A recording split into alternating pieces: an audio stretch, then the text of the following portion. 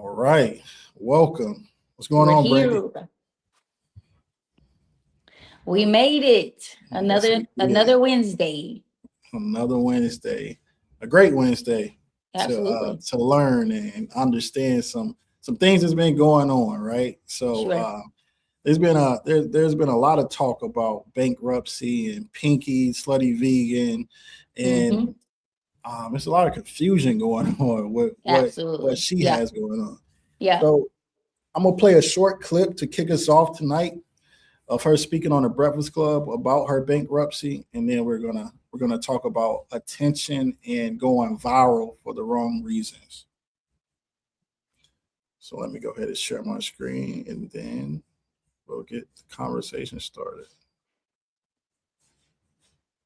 Go to this view. And let me know if you can't hear it. Didn't file for bankruptcy after buying your business back. Okay, so entrepreneurs, I I can hear need. it. I don't know if y'all saw a video circulating where I said, do not put anything You say you can hear it? Yes. Okay, cool. in your personal name. Have Mhm. y'all seen that clip? Mm-mm. Find it after this interview. So the reason why I said that clip is because here it is at my peak, 14 locations, Slutty Vegan. It cost me between 800,000 to $1 million to open up each location. Mhm. I raised $25 million in 2022. Company got valued at $100 million. We kicking in the middle of a pandemic, Mhm. in the middle of a time where inflation is through the roof, Mhm. right? Inflation is through the roof. Supply chain is crazy. So like there's like a 6X on everything. Mhm. So we did everything that we said that we were going to do in business. The problem is that when you grow that fast, right? Sometimes you put basketball players on a golf course. Mm. You understand what I'm saying? Mhm. So you got people that do an incredible job in their skill set, but then you position them somewhere else and they can't do what you need to do to take you where you need to go. Yeah. So as a result, we got $20 million in debt, right? And as a result of that debt, we were drowning. So yes, we were making money, double-digit millions, but if your payroll is high and if you have all of these Mhm. costs and everything is adding up, your bottom line is going to be red. But what I didn't know is when we were growing the company, everything I'm just signing my name on, personal guarantee, because nobody ever thinks about the business that it will fail. Yeah. Nobody thinks like, okay, this ain't gonna work one day, so don't do that. Especially not me. Like I have this company, lines down the block. Everybody loves this brand. Mhm. And then one day I look up and I got all of this, that, and I'm like, okay, cool. I can file an assignment for the benefit of creditors. Okay. Do y'all know what that is? No. That is I don't. bankruptcy's first cousin. Okay. So it's an out of court procedure that you file if you need to restructure your business. It cleans your cap table. So if you have investors, you no longer have investors. I was no longer the CEO, none of that. Okay. So I did not own a company for 43 days. And the estate that took the company, they took the assets and they took the debt so that they can sell off the assets so that they can pay off the debt. Yeah. Okay. And then they sell the business to somebody. So I'm gonna stop it right here. I'm gonna keep going, but it's a 7-minute clip. Right. So I want to ask you a question. I want to ask you a question, right? Because you Yeah, sure. are or have been a landlord. So what's the process of going to court after someone becomes delinquent on rent, should I say? Like how many days do you have to wait before you have to, I guess, kick them out? Okay, so I mean, as a landlord, I guess it depends on where you live, right? It's from state to state. I know I just actually did this in North Carolina, literally like last month. I think I went to court last month for a tenant issue, but I typically give my tenants the decency of like saying, hey, you have this many days to get the rent paid. And if you don't get the rent paid, then I will file the eviction. In the lease, most landlords already have the right within the lease to file an eviction the day after the last day rent could be paid. So most of the time people will accept rent up to the 5th, right? Most people that rent, they know they can pay it on the 5th. And so on the 6th, they have the right to file an eviction. Once they file that eviction, then they have to wait on a sheriff to notify the tenant that the eviction has been filed at the court and give them a court date. And the sheriff typically in North Carolina does it pretty fast. I'm sure they probably do it fast everywhere else. Once you go to court, you have to legally show that the tenant broke the lease by not paying rent or by doing violating some other contractual agreement, right? Whether they have occupants in the house, they aren't supposed to be there, blah, blah. And then in North Carolina, because law is different everywhere, in North Carolina, that judge that day can determine if the tenant has more time. Usually, typically, the minimum amount of time that can be given is 10 days. So they give that tenant 10 days. In 10 days, that person has to pay the rent, and they have the option to file an appeal if they feel like they were wrongly accused or wrongly prosecuted for the rent issue. And so it could take like 30 days for a 30 tenant days. to get out of a property. So what if it's a hardship? So if they lost their job, health reasons, would that play a part in eviction, or like you can't evict them because of that? Not in North Carolina, but it is. I've seen the judge have convictions around someone having a health issue, but legally he can't go outside of the realm of the law. So like if they have that issue and they haven't paid, then there's nothing he can do but give them 10 days, right? But let's say they partially paid, maybe he gives them 15 days, maybe he tells them to pay to the best that they can, file an appeal, and then the next appellate judge may give them some grace. But when I was in court, the judge said all that he felt, like, I wish I could do this, I wish I could do that. But according to the law, this is all that I can do. And he gave the 10 days, and that was it. Gotcha. So Yep. let's listen to a little bit more about what Pinky went through, because I don't think she didn't pay, but let's listen to what she's saying. Who wants to buy it? But who else gonna buy slutty vegan stuff for me? Mm-hmm. So 43 days later, I bought the company. But here's the kicker. After I bought the company, I'm like, okay, cool. Everything is good. Next thing I know, the creditors are coming after me personally because I'm the party responsible from the old co. Yeah. So even though the old Better co is talk, dead and I don't have to deal with the old co no more, they're coming after me because they like, all right, she's a public figure. She got it. She can pay for it. But smart entrepreneurs know is that you don't really hold no assets in your personal name. Yeah. On paper, I ain't got nothing personally. And as it should be. So, okay, all right, you have to file for bankruptcy because I got lawsuits. I'm walking into St. Regis. I'm getting served lawsuits, all of these things from OldCo. So now this becomes a part 2 of that restructure. But you know, the internet be internet. Now we also seen something that they The creditors. they changed your yeah. house. Yeah. Oh my They god. didn't want to let you in your house. So, you know, it's They funny. said you had to sleep outside. Ain't They that said it was crazy? raining all on They your head. did. Not You it was didn't see raining that? on her head, and They she just cut did. her hair. Okay, and I ain't got no hair, no I'm about to umbrella, say, no oh, nothing. nothing won't curl God. up. It's Nothing. Girl, I you ain't in a got good no position. So the what balance happened? just gonna roll off.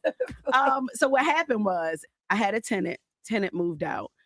The house was abandoned. So I'm just going to assume that the creditors locked the doors because the house was abandoned. Because the house was abandoned, the grass didn't get cut. So they changed the locks. Not my mortgage company, the creditor. Okay. So my realtor was like, hey, Pinky, somebody changed the locks. We can't get in. I'm like, what you talking about? We calling everybody. So my attorney go down to court and file an emergency motion so that they can change the locks. We still till this day, we don't even know who the company is. They didn't show up to court at all. So I got another question for you, Brittany. I've seen this a because lot. I'm really confused. So she owned the property, but she wasn't living there. So she didn't know that the tenant had moved out, and she didn't do anything to the property. Like, how is I'm lost. Now- like what? Now, first of all, how you don't know the tenant isn't living there anymore? I don't know about that. Maybe it was a family member, you know what I'm saying? Maybe it was a friend. But a tenant that pays you, I'm not sure. I don't know how many properties she owns, but I don't think she's a real estate mogul. So I don't see her owning like a crazy number of houses in a portfolio. So that doesn't really make a lot of sense to me. But you know, she's so busy that does it slip through the crack? Does she have a management company running it and the management company doesn't know what they're doing? That happens. Management companies, can be disorganized, can be all over the place as well. Interesting though, she could absolutely break into her own house and change the locks, right? It doesn't matter. Like, I could go change someone's locks right now, but it doesn't make me the owner of that property.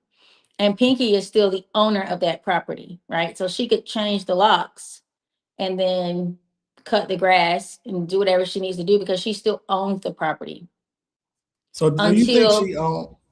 Go ahead. until there's the legal proceeding necessary for that property to be owned by the creditors. So I guess the other question I have is, if she doesn't have anything in her name and you're in real estate, so when you are buying properties, do you buy it in your name or do you buy it in an LLC? She is 1,000% correct about never having anything in your name. I actually sold the last property that I owned in my name last year for this reason, because you should not own anything in your name. You shouldn't have credit cards in your name. You shouldn't have nothing. You don't need to have anything in your name. The idea around credit and building it is great. You should establish credit any way you can and just keep it. Once your credit hits 750, 700 or higher, then you need to look at how you can leverage business credit, and everything should be in business credit. So Everything. business credit, she's saying that she signed off for, I guess, a guarantor or a personal guarantee when Yep. she leveraging that. I'm assuming she's talking about business loans, business credit, all of that, but she has Yep. to sign and say that she is responsible for that that loan or that credit card or whatever the case may be, even though it's her business name or LLC, she's still Yeah. attached that way. So the creditors can still come and get the asset because of that. Is that what she's Yes. saying? Yes. If you're a guarantor, then the creditors are hoping that you actually own some things personally that they can take to support what your business may have lost in the process of bankruptcy or Chapter 11. Okay. So let's see what really happened with her, because this is interesting. It's been a crazy 3 weeks, 3 or 4 weeks. I don't know how long it's been going on, but let's listen. The They tried to interesting force thing was bankruptcy. Go the ahead. interesting thing is that they changed they changed the locks on the house. Because for one second I thought they said they changed her house. I was like, they changed her. Why would anybody change someone's house? That's crazy. But they changed the locks. Okay, I got it. I'm following you. Okay, let's go.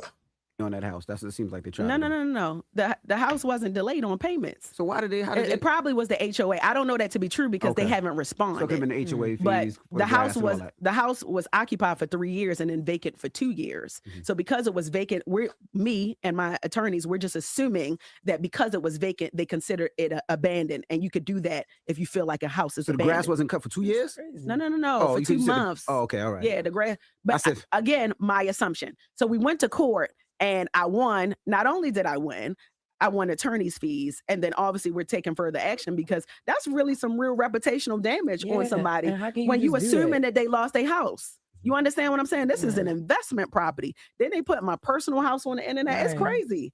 But I realized that one, people on the internet don't read. Okay. Two, Just people will take realizing a that? salacious headline. No, I really realize that now. Mhm. But I'm so secure within my skin that it don't bother me. I'm like, all right, keep it moving. So now I'm gonna troll y'all ass back. Yeah. So when you see my little skits, that's why you see my skits. Because if I got you watching, now I'm gonna give you something to watch. So a creditor can just do.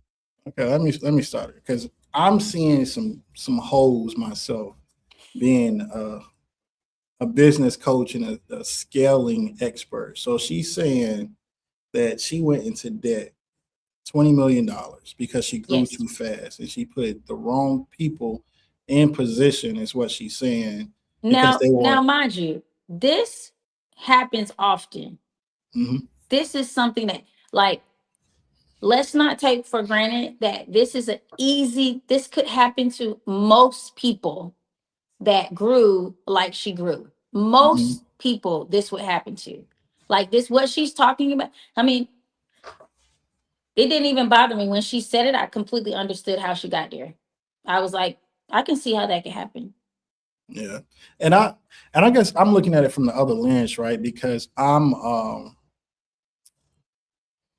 in the business of scaling, but staying sustainable, right? Like I try to come in organizations and make sure that this doesn't happen, right? Yep.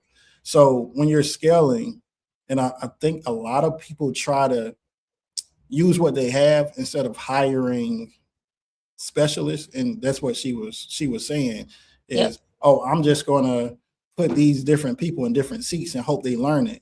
And But it's you gotta, trust. She yeah. might have put people that she trusts in seats, you know?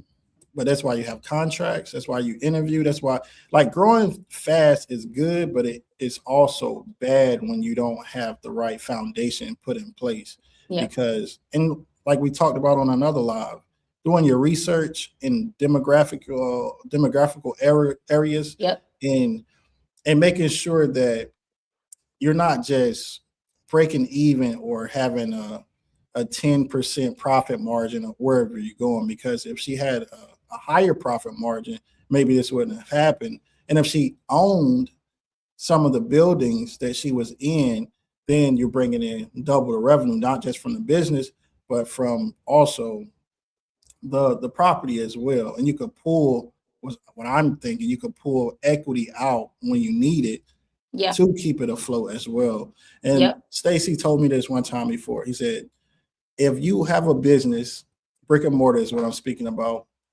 it's okay to have a business, but own the space as well, because that rent is always going to be due. That's why I text that because Yep. he said that.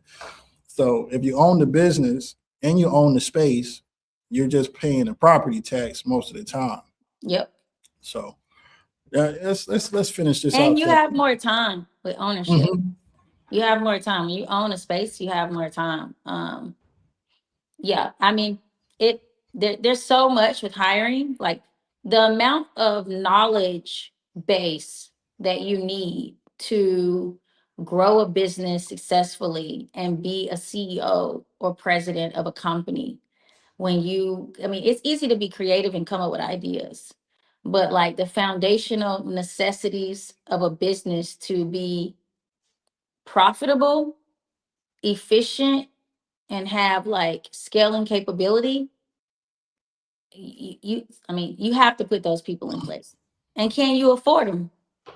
Yeah, that's the biggest thing, because you're so used to making the money, and I'm still I need to read that book, Pay Yourself First. That's what Yep. Stacy Yeah, it's really referred. good. Yep.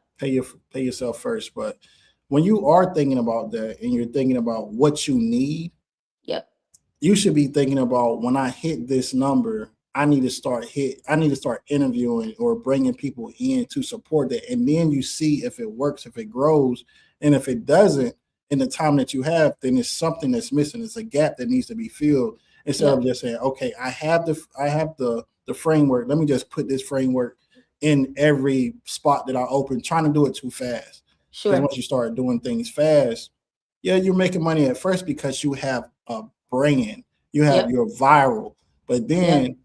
when it dies down, that excitement, where is it going to go? Like, what is Mhm. your floor Yeah, before you that's true. bounce again? Yep. So I think Absolutely. that's another thing. So I think we have about 2 more minutes. Let's listen to how she ends this. Do that, they can just I just change learned your that. life. Yes. I just learned that it was not my mortgage company. And see, I'm not like, I have almost a dozen properties. So like real estate is not the thing that I'm really good at, to be honest. It's just not, it's not my thing. But I learned so much in real estate now. I'm like, damn, they can really do that. But they ain't even show up to court.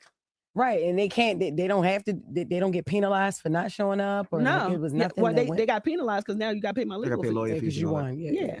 But I'm Yeah. going to take further action because the way that they did it, they disobeyed the law, basically. Yeah. I There's had a a bu- question. Okay. Some of the like the reports when that happened were saying that like they had first they were saying it was Guardian Asset Management. So it Mhm. wasn't them. It was them. Okay, so those are the people that didn't show up to court. Yeah, they didn't show up to court. Okay, and then Yeah. But That's they what I was didn't gonna say take the too. house because I owed anything. got you. I think it was because it was abandoned. I didn't owe anything. So then I saw some reports that there were like they were putting notices on. Well, they are saying that they were putting notices and different things on the door, and like almost like they were trying to be in contact for whatever the reasoning was, and that wasn't answered. So that's why they went ahead and I mean they violated the stay, which worked in your favor, but that's why they went ahead and ignored the stay.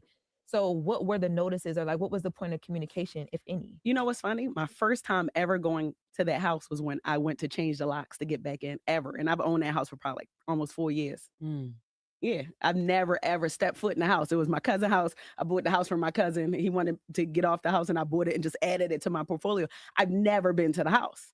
You understand? So like when I finally go to the house to change the locks, I don't know how many notices they put on the door.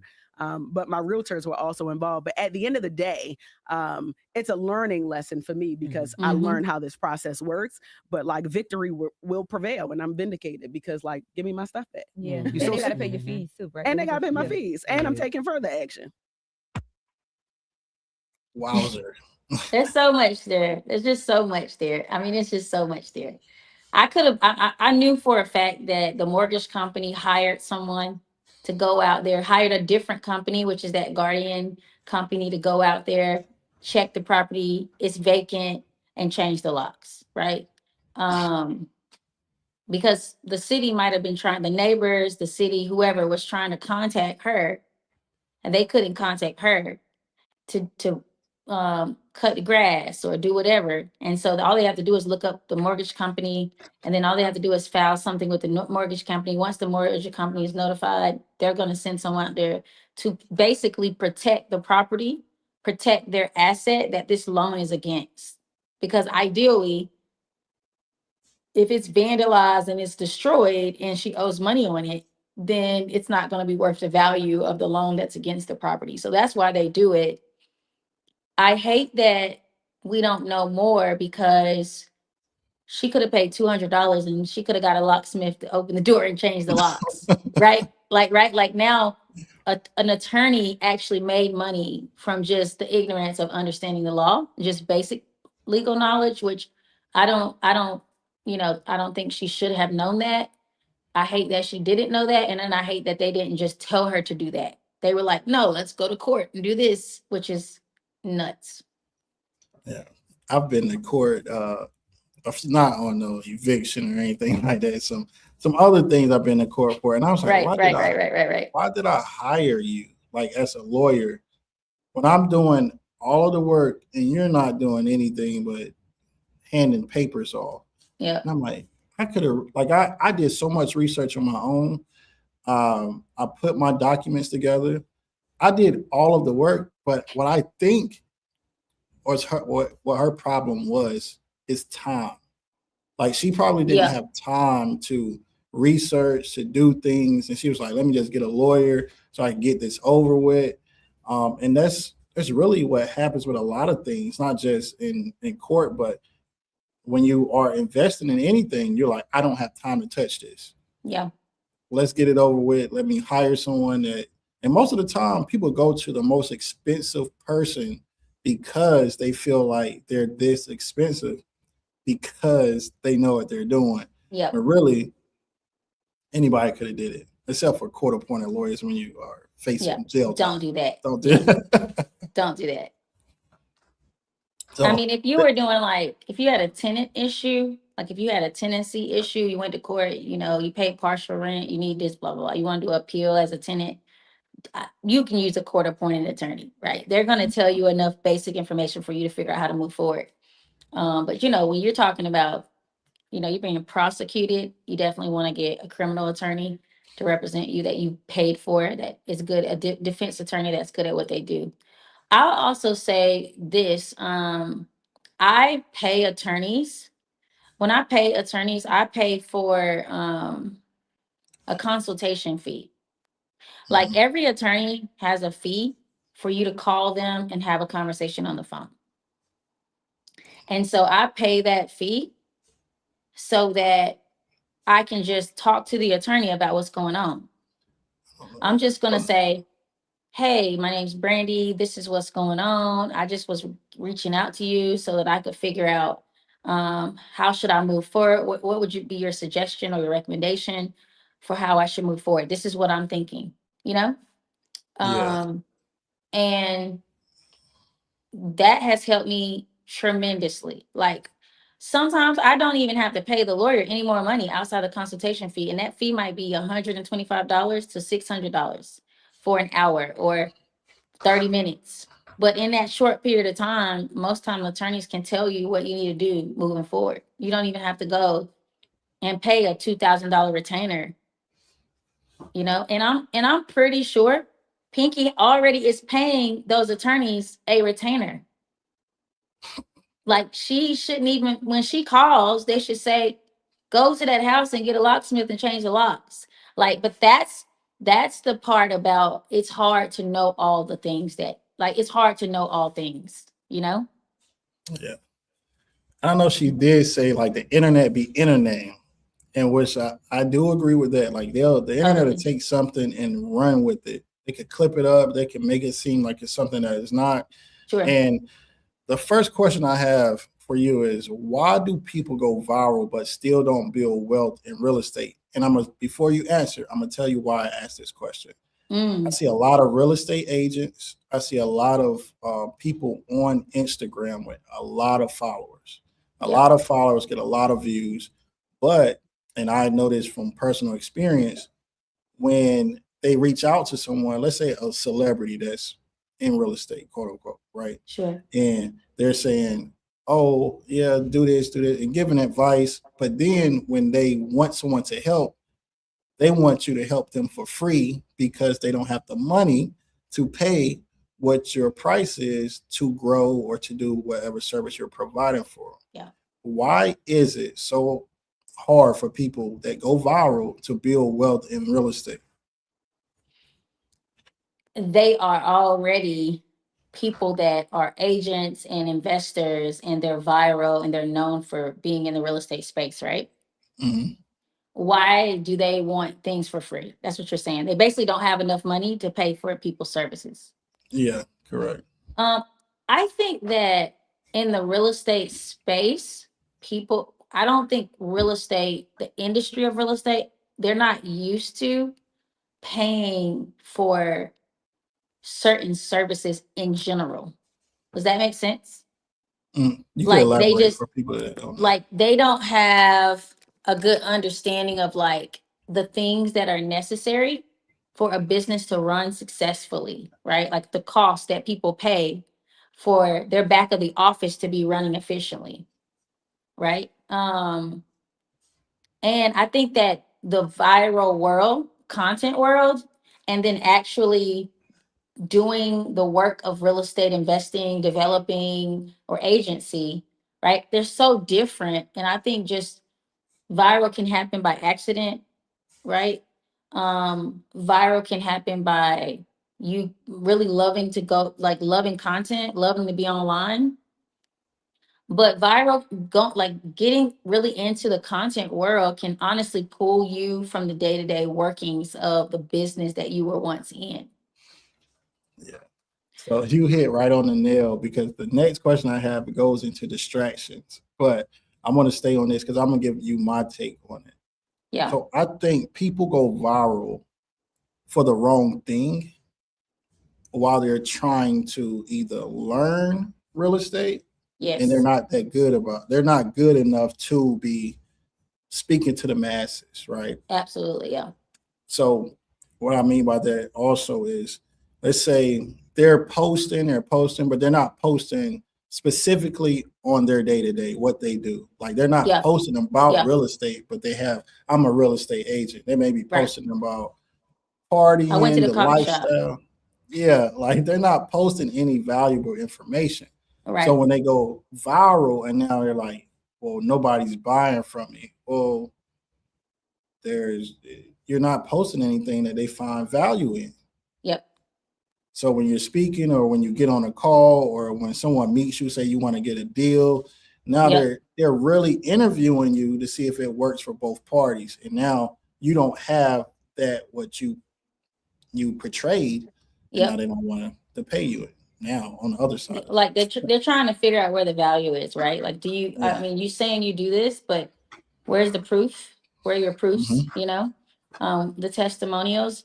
I'll say this. I mean, I think that I knew I had the ability to coach after I was able to reproduce with someone else's personality, someone else's knowledge base, someone else's like their personal distractions. You know, like a strategy or a system doesn't work if it only works for you, right? You can't sell a strategy that only works for you, right? That strategy and that framework has to work for all types of people, you know, in different locations, right? And that's when like your blueprint has went beyond what you're successful at doing. Now other people can replicate what you've done. I think that's a huge deal. And yeah, I mean, people learn things and they're like, this is simple, but there's so much behind the scenes that comes into real estate that like I don't even coach people on the intricacies of behind the scene until they're actually in the project. And that's why I personally like my number one thing is that you have to do a flip because you're not really getting the full coaching experience until you're actually flipping a house because there are things that will come up that is if I told you now, it would be beyond you. You wouldn't understand it. Like you have to actually see it. And you're like, that's what she was telling me. Oh, the walls. You know, it'd be like something so basic. It was like, now I see this is what this is called, right? And I think my students just have so much more success in the way I teach and coach them because of that. Yeah, you got to get in the seat. You can't say you want to drive and don't ever get behind the wheel and then you're like, oh, I'm about to drive. And because I remember when I first learned to drive, it was like it was kind of scary because you're not used to going that fast for one. Yeah. And then you're like that, like every little thing you're slamming on brakes, like you don't even know how to press the gas or the That's brake. it.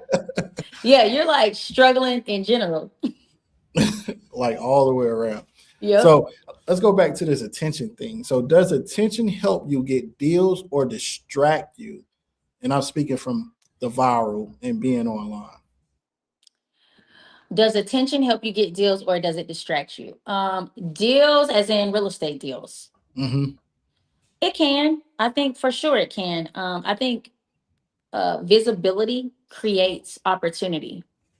And so I think anything viral creates opportunity. I think the problem is if you haven't learned how to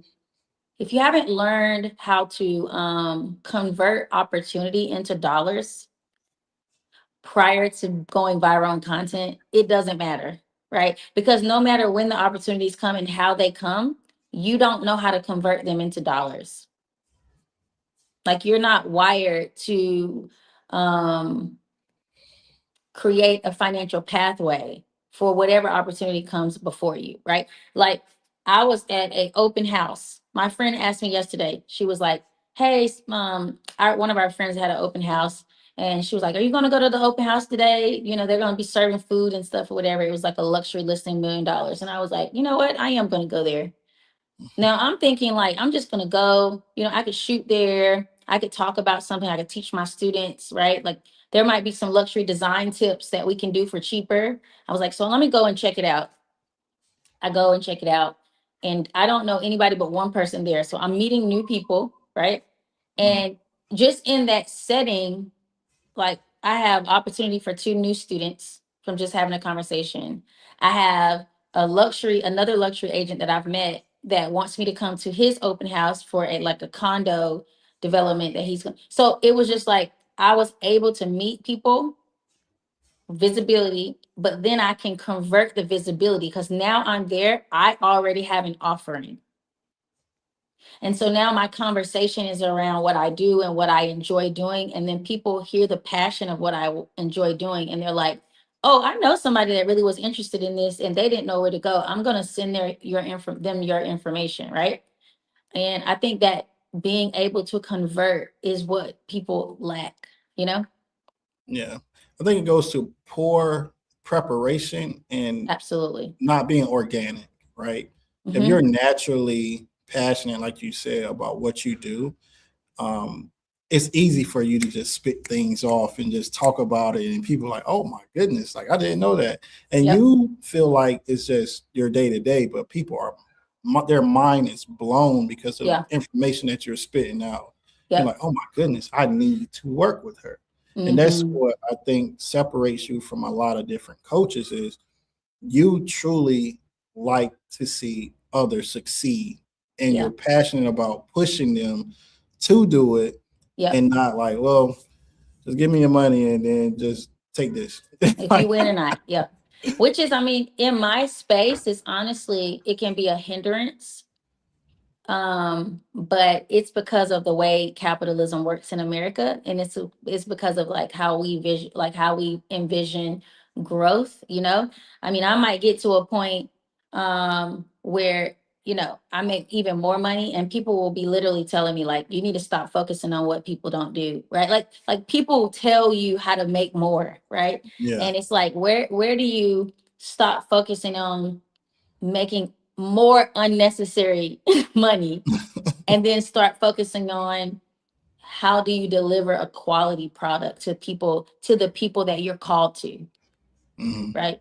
And I think when I started, people were just trying to like help me go viral, like they just wanted me to like explode. And I was like, that sounds amazing, but like I have to deliver a quality product. Like I'm the one delivering the product. Like you can help me go viral, you can get me all the leads, you can have people coming to me, and I could make $200,000 in a month. But I have to deliver on those investments that those people made, and I don't want to grow that fast until my systems and things are in place that so we can handle the capacity of that growth. Yeah. Yeah. And that's a good note to take away from it. If anyone listening or watching, you have to think about your capacity before you say that I'm going to do something. And Yeah. Brandy and I talk about this a lot. Like, well, I don't know, like, does it align or yeah, like so. It does weigh on you when you're like you're focused on delivering, but then again, you have opportunity to do Yeah. other things as well. So Yeah. it's like a constant conflict, and your wires get crossed sometimes. You're like, all right, I have to deliver first, then I can focus on this. So that's why you have a roadmap put in place so Yeah. you can stick to your roadmap, you can execute, deliver, and then you can move to the next thing. But a lot of people Absolutely. try to skip over that and Yeah. like, okay, I got this started, so let me go here and get this started. But I I think, too am that yeah, person. I too will do this. I will do. I'll say. I'll say this too. One tip. One thing that has helped me this year tremendously, right? And I read a book 2 years ago, and it was just something I remember that the guy told me. I couldn't tell you the name of the book. I read too many books, but he mentioned that you should write your goals down every single morning. And that's what I've been doing this year. And every time I write my goals down, it reminds me of what I'm doing every day. It's like, this is what we're doing. Like, not that stuff. Not whatever you came up with randomly yesterday at dinner with your friends and you told them a story and then they came up with something else you could do. Not that. This is what you said you wanted to do this year and you wanted to accomplish this year. And how does every task that you do today align with that? that's amazing because I coach the same way. But like, say I'm coaching a team of 10 people, Yeah. and they all have to be aligned on that one goal. Yeah. And you can have a bigger goal and objective, but then you have to have different goals and iterations. And what I mean by Mhm. iterations, every 2 weeks, 1 week, you have to have one goal that you set out to accomplish, and you don't go anywhere until that goal is accomplished by the team, by the person. It Yeah. doesn't matter. So once you accomplish that goal, now you have room to create another goal as long as it's aligned with that roadmap that Yeah. you have laid out. And I think a lot of people they don't do that. They don't goal set. They don't have objectives. They don't have Mhm. key performance indicators. They don't have a structured day. they just wake up like, what do I do today? I know I want this, but I have all this other stuff going on and all these other opportunities. Yeah, But if you have a goal, then you can say, all right, this isn't aligned with my goal. This is not going to help me get it. sure. And I can really fixate on accomplishing that goal. So I love that you said that. That's common, like with successful people, should I say? Oh yeah, because we're problem solvers, right? And we're creatives. You know what I'm saying? And when you solve problem, no, when you're creative, like I think entrepreneurs are artists, like they're creative artists, right? Like most entrepreneurs think creatively about how to solve problems, how to create a solution for something that someone needs a solution for anywhere in the world, whether it be like how we make coffee, how we drink coffee, how we wash our dishes, right? We're always creating a shortcut to get us to our end goal. And I think that because we think like that, we're able to go into a lot of different places. And real estate in general, there's so many opportunity in real estate for people to invest in different ways, builders or agents or flippers or wholesalers or short sales, Airbnb. I mean, you could go in a million directions, apartment owners, and even in that, you have to focus. I think when I started coaching, I was flipping and I was coaching people to flip. And I got to a point where I said, wait a minute, even me focusing on doing flips and coaching people to flip are two separate things, right? And it was very, very difficult for me to decide to make less money to do something I was called to do versus continuing to be selfish, not be in my purpose lane, and just keep making a ton of money flipping. Because it's easier for me to just continue to flip forever by myself. I mean, I could 12 houses a year, $500,000, 750 profit. Like I could just go on about my life, go to Italy for a month, go to Greece for a month, my family's good, like drive whatever car I want. But at the other side of it is like after a while, right? Like from 250 to a million, I can do the things I want. Like there aren't major life changes that happen for me.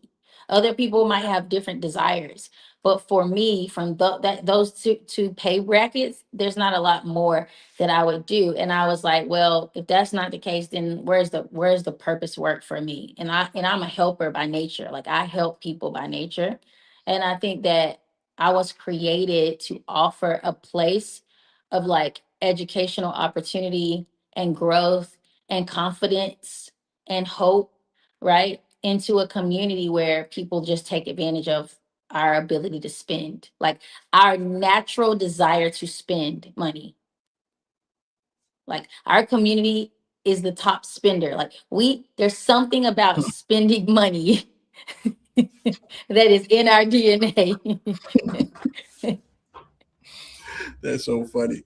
And I think your purpose will lead you to bigger and better things, right? Because you Absolutely. may only have capacity to flip, let's say, 12 houses in a year and things like that. And when you have purpose, even though you're not getting the monetary gain at first, Yep. later that can push you to something that you didn't even envision happening. Yep. And like I said, I got a call today about an event in Virginia, and I haven't been like getting paid off of the 5 a.m. club. That was really brought to my vision of trying to help people be better people. Yeah. And I know we have like all this negativity going on, people back and forth, men, women, Sure. Donald Trump supporters, non-Trump Yeah. supporters. All It's this like division, all of these, right? yeah. And we're supposed to be united. Like America is United States, but we have the most conflict internally, not like harmful conflict, just Absolutely. bickering back and forth. Bickering, It's crazy. nonsense. Yeah. Yeah. But I always say, coming from the military, if others would go to another country and come back, like I mean a third world country, like something that's so horrible that you see so much, you will come back and say, this ain't that bad. I think I'll stay here. Yeah, this is actually great. Yeah, yeah. It's like, I mean, if we had less of the chatter, like the distractions and the chatter, like the voices, people talk, America is beautiful. I mean, there's so many places that are just phenomenal that we don't even experience because we, work, eat, sleep, and be on social media. You know what I'm saying? I mean, most people don't have hobbies, they don't have things they enjoy. Most people don't read, they don't like explore like just the things right around them, like in nature or, museums, the arts, right? I think that that's why people feel like, oh, this is terrible, right? I just watch the news all day. All these bad things are happening, right? But you could have just walked down the street and saw that your neighbor just like planted the most beautiful garden you ever saw. Like, it's like, oh my God, how did you do that? Oh, I didn't know you were growing herbs, right? We just got out of that communal experience. And I think those are the things that we need to feel like we're grounded, to feel in touch with like what's happening around us. And I think what we're building as far as helping others in your way and in my way, Stacy's way, Deshaun's way, like all of the ways that we are helping people and bringing a community together, I think we Yeah, could get back to that and take people away from being distracted by things that don't support their life sure. and really live a life that they deserve to live because they work hard to be better. If you're not Okay. being trying to be better every day, Yeah. then what are you doing? Mm-hmm. Like at night, I know you experience this, like just going to sleep and then like wake up like, oh, I have something to do. It's because we have a vision. Most people don't have visions on what they Yeah. want Yeah. their life to be like, who Yeah. they want to help. They just wake up, go to work, turn the news on, watch a movie, go to parties. I don't know when the last time I've been to a club, quote unquote, a club. Yeah. I don't either. I couldn't even tell you. I'm thinking like a lounge, maybe. But I'm Yeah, a talking lounge. about I go it's to a lounge, like a a lounge. club. I'm talking about it's slow. Like it's a slow lounge. Like you can see people across the way. It ain't like crowded. Like I can see the man all the way on the other side of the lounge. It's so funny. But yeah, so like in your community, like you have so many different tools that you use to help people be Sure. successful. And so I got a question for you, your community. Like when someone joins, what's the process of okay, I contacted Brandy. Now I'm paying her to help me. So what's the first thing that happens after that? Okay, so as soon as you join my community and you pay, we of course we'll have like a contractual agreement, right? Because I have, we've already qualified you, but I need to make sure that you also agree that you're going to be participating as we agreed to initially, right?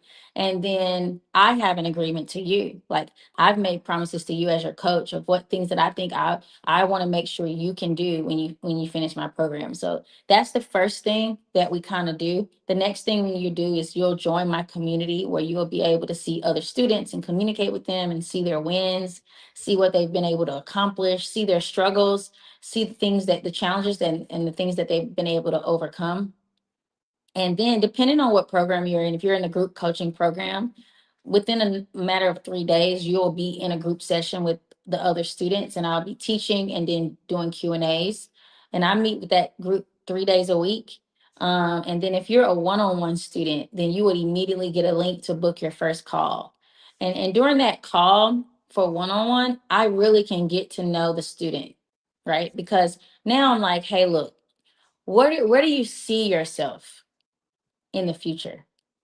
Like, what do you desire? And like, what are the some of the burdens that have troubled you, right? Because then I ask those questions so that when we get to the part where it's like, well, how does this look like a success for you? And they might be like, I just want to make $50,000. And I might be like, well, you said that your student loans are a burden and your student loans are 150,000, you know? So is that 50,000 going to decrease your student loans so that burden has been, lessened, right? And I like to make sure that they're aligning success with the things that are troubling them, right? Because sometimes people are stressed out and they don't even remember why they're stressed out anymore. They've been stressed so long. Like just stress, just everything, just girl, it's just all the things in my life, like just everywhere, everything. It's like, okay, that's true. Let's break it down, get to something that we can actually attack or plan for or set a goal for, right? Because when you set that goal, there's going to be so many hurdles that come in on that journey of reaching that goal. You have to wake up every day and say, am I closer to my goal? Right. And what were those goals? Right. Because people literally make up new stuff along the way. It's like, oh, I didn't know I was going to have to pay an extra monthly payment because the project is behind. Okay, now I need you to go back to your goals. I'm going to learn how to flip. I'm going to make profit that's going to pay down my debt, right? My first flip is going to teach me way more than any of my other flips will ever teach me.